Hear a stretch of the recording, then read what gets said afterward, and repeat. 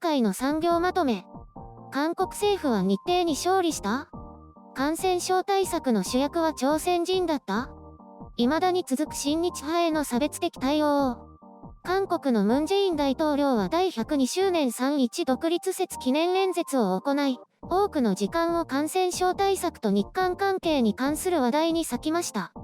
3.1独立運動を世界最大の非暴力運動と定義し、正義と平和、人道主義に向かって植民地民が一つにまとまったと話しました。今回の新型コロナウイルスの防疫体制を持参し、日韓併合時、日程統治時のスペイン風邪やコレラと比較し、日程は植民地民を伝染病から守れなかったと評しました。また、その時代の戸口調査や無条件隔離、医療体制の不足を批判的に示し、現政府がいかに優れているかを高らかに述べました。演説によると、当時の感染症対策に日程は無力で、朝鮮人たちが自ら立ち上がって対応に当たったようです。あとは毎年同様、被害者と加害者という分別をし、加害者は忘れても被害者は忘れないと繰り返しています。過去と未来の問題を分離していないとして、日本政府の対応を遠回しに批判しているようです。植民地支配を恥ずかしい歴史と定義し、独立功労者を英雄視しています。前日には日程協力者である親日派の子孫の土地を国庫に返還する手続きを開始したと発表しました。韓国政府は被害者中心主義の立場を取り、被害者らの名誉と尊厳回復のために最善を尽くすとしています。また、韓国政府はいつでも日本政府と向き合って座って対話をする準備ができていると、日本側への対話を呼びかけました。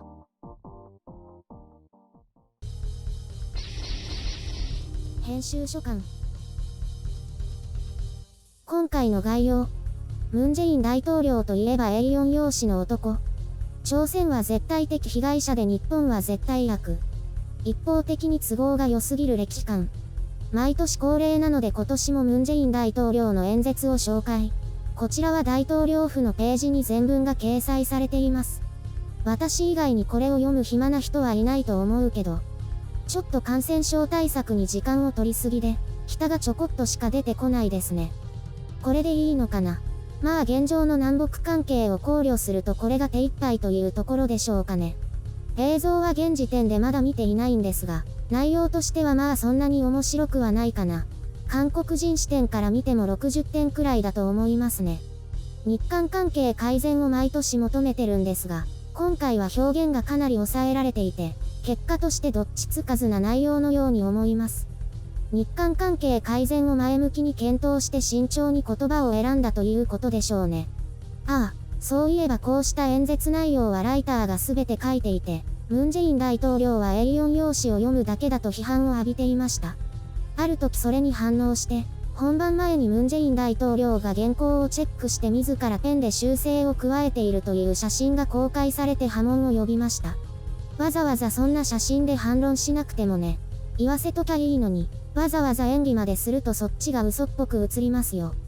さておき演説の内容でちょっと笑いが出そうになったのが感染症対策の比較ですね。世界的に防疫体制というのが整っていなかった約100年前と、医療や科学が発展し、様々な対応が可能な現代を比較して韓国政府は過去の日本より優れていると自画自賛しています。これはさすがにちょっと無茶苦茶な比較ですけど、韓国メディアはこういう細かいところには突っ込まないようです。当時の日本政府は植民地に対して積極的な対策をとっていないように表現し、朝鮮人たちが自ら貿易や治療に当たったとしています。この誇張はさすがに突っ込みが入るかと思いましたが韓国では一切触れられていません。こういう演説なので誇張というか、ある部分に焦点を当てて拡大するのはあるでしょうけど、さすがにここまでやるかねといった感じ。韓国も未だ苦しんでいますけど、とにかく韓国政府は万全の対策をとって国民を守ったと言いたいようです。そもそも日韓併合を植民地支配というところから歴史認識は大きくずれているのですが、どうしても植民地でいたいようです。そうしなければ日本絶対悪という構図が作れないからでしょうね。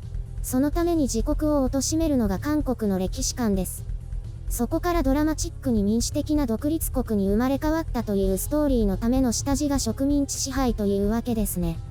植民地支配なので強制労働や収奪があって、それに対して謝罪しろというわけなので、植民地じゃないとダメみたいですね。親日派がものすごい差別を受けていますが、いわゆる親日派の人って朝鮮を裏切って日本にすり寄ったわけではないと思うんですよね。中にはそういう人もいたかもしれませんが、多くの人が日本と協力して朝鮮の発展に尽くした方だと思います。そんな人たちを裏切り者扱いして土地を収奪するというのもどうかと思います。中国の旧資本家一族への差別扱いと同じようですよ。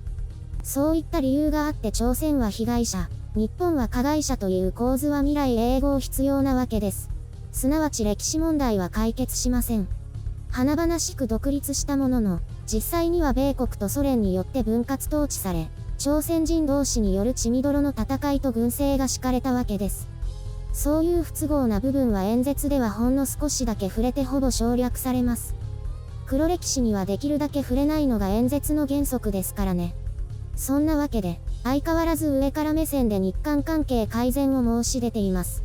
しかし日本政府からは新しい具体的な提案が何もないことを見透かされてしまったようで。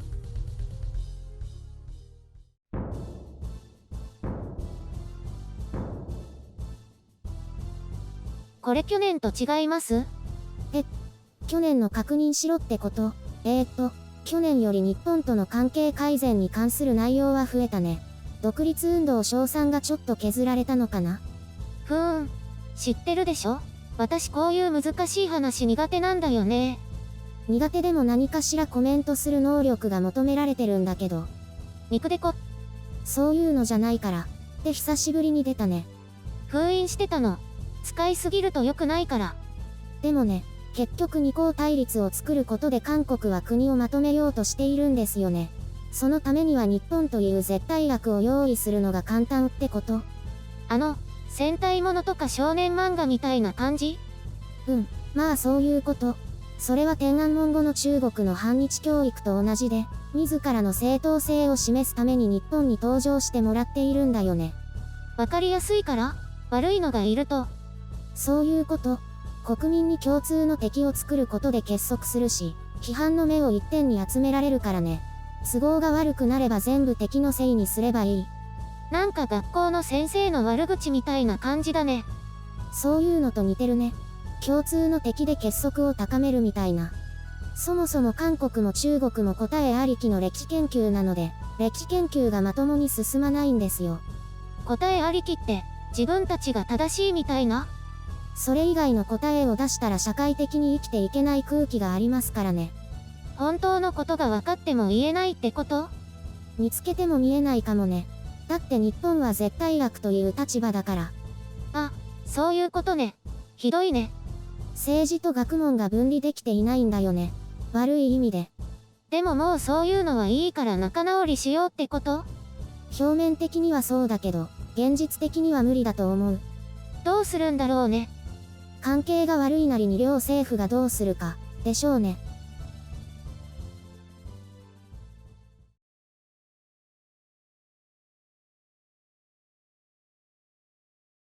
私、実は小学生の時アメリカに住んでたんです。ここで行ったことなかったっけ？あるかな？ちょこっとだけ。そんな気がする。何の時だろう？まあいいや。いわゆる帰国子女っていうセレブな感じのお子様だったの。帰国子女ってセレブなの？子供の時そんなイメージ全くなかったけどね。ただ単に外国から来たちょっと変な子って感じ。なんかジロジロ見られてたよ。積極的な男の子からは、英語でなんか喋ってみろって言われたりしたよ。あんまりしつこいから、I am a 10って言ってみたら、おーすげーって言って去っていった。あはは。で、そんなわけだから英語の勉強は得意だったよ。勉強しなくてもいい点取れるからね。帰国子女の子って異様に発音が良くて変な感じした。先生とかと普通に英語で話すし。私はかなりなまってたみたいだけどね。変な発音って言われた。何なまり？南部なまり。でね、その分日本にいなかったから歴史は不得意だったな。それ関係ある？どれくらい日本にいなかったっけ？小学校高学年から中学校の初めまで。その時歴史ってなかったと思うけど。とにかくね、歴史の年号を覚えるのが苦手なの。私もほとんど覚えてないよ。あんまり意味ないよね。ああいうの。これ覚えて、将来どんな役に立つのかなってずっと疑問で。誰もが思うよ。それは学校の勉強全般、割り算までで良くないとか。地理はまあ勉強してあげてもいいかなって感じだったけど、なんで？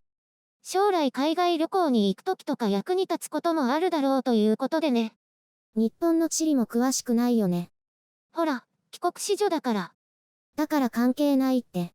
歴史って言っても歴史的凶悪事件なんかは割と詳しいんだけどね。知ってる。殺人事件とか凶悪犯罪とかの部類、かなり詳しいよね。自分がそういう目に遭わないように予防知識だよ。それにね、記憶力が悪いわけじゃないよ。だって、百人一首の上の句下の句全部覚えてたもん。春過ぎてと言われたら、すぐに衣干す蝶、天のかぐ山って言葉に出るよ。それ以外に記憶力が発揮されていないんだよ。